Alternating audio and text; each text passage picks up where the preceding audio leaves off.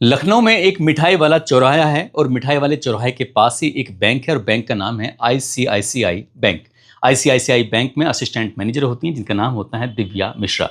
ये 20 अगस्त 2026 के दोपहर लगभग 12:30 बजे के आसपास का वक्त हो रहा था। दिव्या मिश्रा के पास एक कॉल आता है और जैसे कॉल आता है वो अपने बैंक से बाहर निकलती हैं और बाहर निकलने के बाद बैंक से थोड़ी ही दूर पर गई हुई थी, वहां पर उनका एक व्यक्ति इंतजार कर रहा था।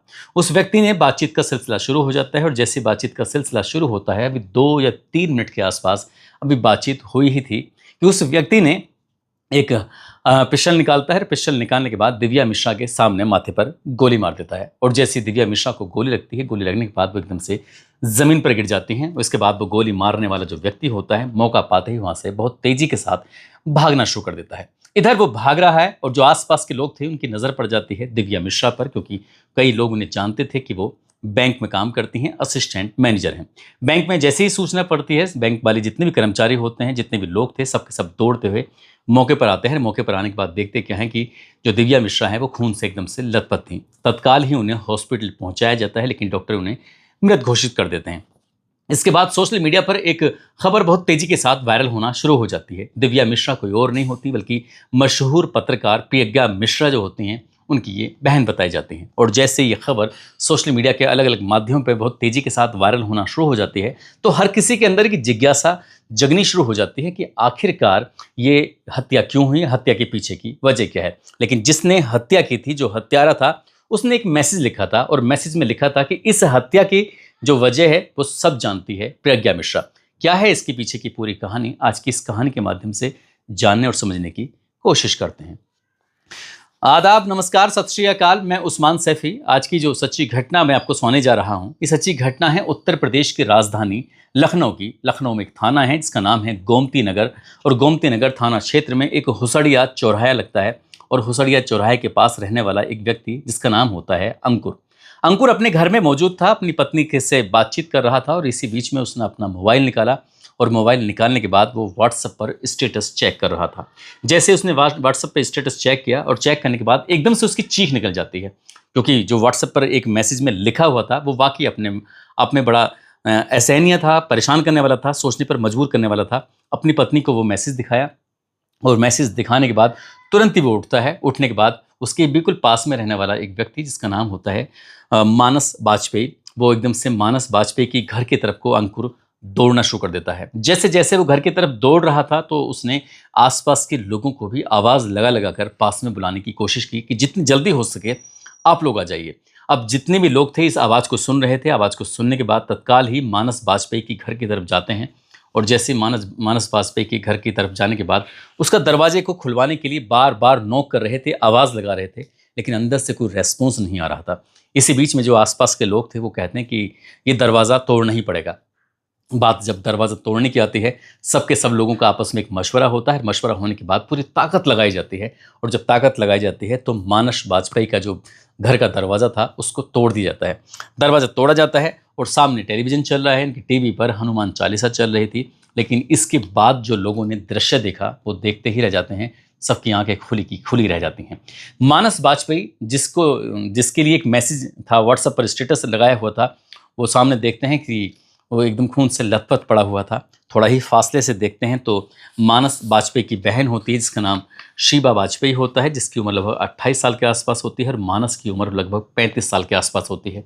बहन और भाई दोनों ही खून से लथपथ पड़े हुए थे। तो टीवी बंद किया जाता है और इसके बाद फिर पुलिस को फ़ोन किया जाता है और जैसे ही पुलिस को सूचना मिलती है, पुलिस तत्काल प्रभाव से मौके पर आती है और अंकुर ने अभी तक अपनी आंखों से जो दृश्य देखा था वो सब कुछ बताया।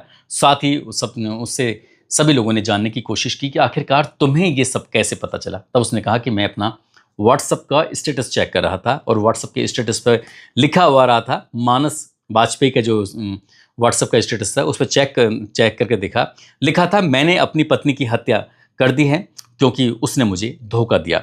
अब मुझे खुद को और बहन को भी मारना है। उसकी बहन प्रज्ञा और उनके पति भरत यादव को सब कुछ पता है। बस इतना पढ़ना था, इतना पढ़ के ही वो मौके पर आया था और मौके पर आने के बाद उसने देखा कि 2 लोग मर चुके हैं। लेकिन इस घटना से करीब करीब आधे घंटे पहले एक और घटना हुई थी। वो हुई थी आईसीआईसीआई बैंक के बाहर, जो कि मिठाई वाला चौराहा है उसके पास में था। दरअसल इससे पहले कि पूरी घटनाक्रम पर आते तो फिर लोगों ने जानने की कोशिश की कि पूरा मामला क्या है क्या नहीं है। जो दिव्या मिश्रा होती हैं जिनकी बैंक के बाहर हत्या हो जाती है, उनकी शादी हुई थी करीब 12 साल पहले मानस वाजपेयी से, और इनकी ज़िंदगी में सब कुछ ठीक ठाक चल रहा था, लेकिन 4-5 साल तक तो ठीक रहता है। ऐसे भी बताया जाता है कि इनको कोई बच्चे भी नहीं होते हैं, लेकिन 5-6 साल तो गुजर जाते हैं और 5 साल गुजरने के बाद फिर पति और पत्नी के बीच में विवाद रहना शुरू हो जाता है। विवाद कुछ इस कदर रहने लगता है कि इन दोनों के आपस में लड़ाई हो जाती है। लड़ाई होने के बाद बोलचाल बंद हो जाती है, और जब बोलचाल बंद हो जाती है तो फिर दोनों ये अलग अलग रहना शुरू कर देते हैं। और जैसे अलग अलग रहना शुरू कर देते हैं तब ये भी बताया जाता है कि दिव्या मिश्रा ने कोर्ट की तरफ शरण लेती है, और कोर्ट की तरफ जाने के बाद वो अपने पति से अलग होने के लिए हमेशा हमेशा के लिए वो तलाक लेना चाहती थी। और जब तलाक लेना चाहती थी उसने उसकी अर्जी दे रखी थी। इस बात को लगभग 1 वर्ष के आसपास हो चुका था, लेकिन अभी तक तलाक हो ही नहीं थी। और इस बीच में ये भी पता चलता है कि जो मानस वाजपेयी है, मानस वाजपेयी की जो माता है उनकी भी पहले ही मौत हो चुकी है, जो पिता है उनकी भी मौत हो चुकी है, और घर में उनकी एक इकलौती बहन है, और बहन का जो नाम है उसका नाम शीबा वाजपेयी होता है, जिसकी उम्र फिलहाल 28 साल के आसपास है। बहन की शादी नहीं होती है। शादी ना होने के पीछे की जो वजह बताई जाती है वो मानसिक रूप से स्वस्थ नहीं थी, यानी कि मेंटली वो डिस्टर्ब कह सकते हैं या फिर मानसिक रूप से विकलांग कह सकते हैं, इसलिए उसकी शादी वादी नहीं हुई थी। लेकिन 20 अगस्त 2026 की दोपहर ये अपनी पत्नी से मिलने के लिए जाते हैं उनके बैंक में। बैंक में जाने से पहले उनको एक कॉल की जाती है। कॉल करने के बाद दिव्या मिश्रा अपने बैंक से बाहर निकलती हैं, और बाहर निकलने के बाद जब पति और पत्नी दोनों आराम से बातचीत कर रहे थे, और बातचीत का सिलसिला जब शुरू हो जाता है तो इसके बाद फिर इसी बीच में मानस ने अपनी पत्नी के माथे से सटाने के बाद एक गोली मारी, और जैसे गोली चलाई जाती है उसके बाद फिर हड़कंप मच जाता है। आसपास के लोगों को जब ये पता चलता है तत्काल ही यहाँ से ये तो मौका पाता है, भाग जाता है। लेकिन जो दिव्या मिश्रा होती है उसको आसपास के लोग हॉस्पिटल लेके जाते हैं, लेकिन डॉक्टर उसको मृत घोषित कर देते हैं।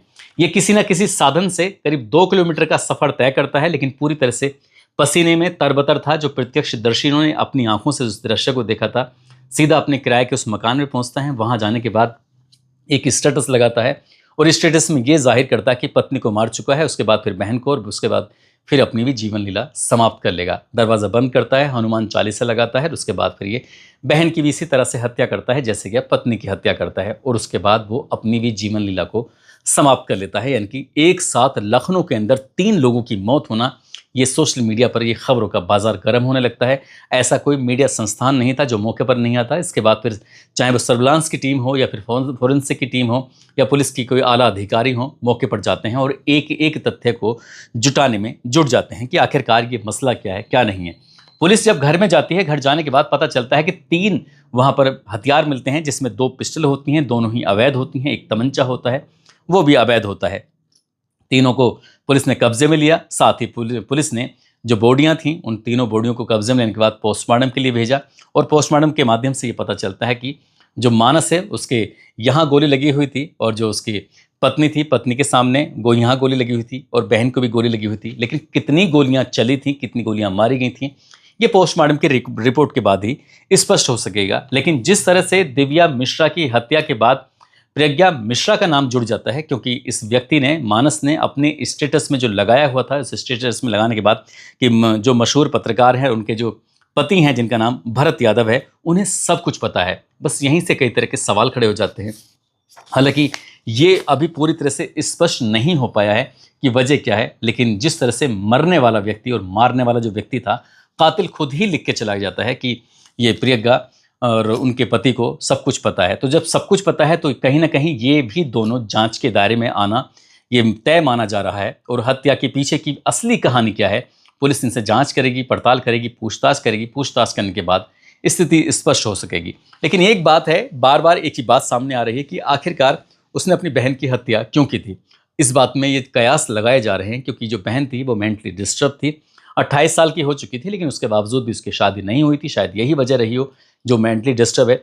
इसलिए उसने सोचा होगा कि माता नहीं है, पिता नहीं है, कोई भी तो घर में नहीं है, तो फिर बहन की कौन देखभाल करेगा, जब वो भी खुद चला जाएगा, वो खुद भी मर जाएगा।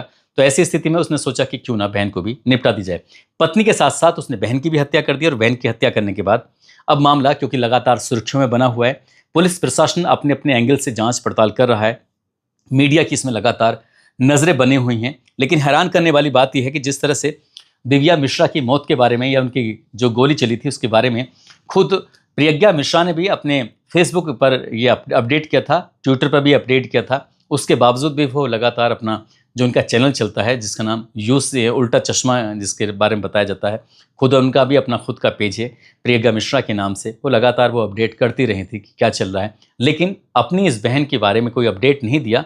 लेकिन दुनिया ज़माने में क्या चल रहा है, जिस तरह से वो रोज़ खबरें बनाती हैं, रोज़ स्टोरियाँ सुनाती हैं, जो भी उनका अपना कंटेंट है वो लगातार बताती हैं, पैसा चलता रहता है उनके चैनल पर। लेकिन फ़िलहाल अभी ये स्थिति पूरी तरह से स्पष्ट नहीं हो पाई है कि दिव्या मिश्रा की हत्या क्यों हुई, वो इसके पीछे की असली कहानी क्या है।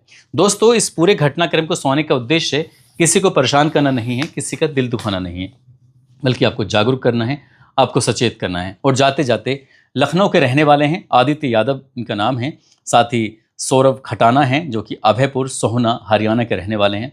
आज इनका जन्मदिन है, इनको जन्मदिन की ढेरों सारी शुभकामनाएं, बहुत बहुत मुबारकबाद। और कुछ लोगों ने नाम लेने की अपील की है, जिसमें लकी टक्कर हैं अम्बाला सिटी हरियाणा से, संजीत निषाद जो कि अयोध्या उत्तर प्रदेश के हैं, संजय शर्मा मुजफ्फरपुर बिहार से हैं, विकास कुमार बेगूसराय बिहार से, मोनिका ठाकुर बागपत उत्तर प्रदेश से, जीती भाई सीकर राजस्थान से, राम सिंह यादव गया बिहार से, आसिफ खान रिसवा बलरामपुर से, रवि गुजर भिवानी राजस्थान से, अनिल कुमार बिंद कैमूर बिहार से, राहुल हापुड़ उत्तर प्रदेश से, सिंधु अहिरबार राजगढ़ मध्य प्रदेश से, बाबर शरीफ कोठा गुडेम तेलंगाना से, एमडी साफियान पूर्णिया बिहार से, मौलाना रफ़ीक अहमद डिब्रूगढ़ हजारी असम से, तेजवीर बुलंदशहर से, अब्दुल जब्बार सेठी कुशीनगर से, तबरेज तुमकुर कर्नाटक से। आप सब लोग अपना ख्याल रखें, सुरक्षित रहें। जय हिंद, जय भारत।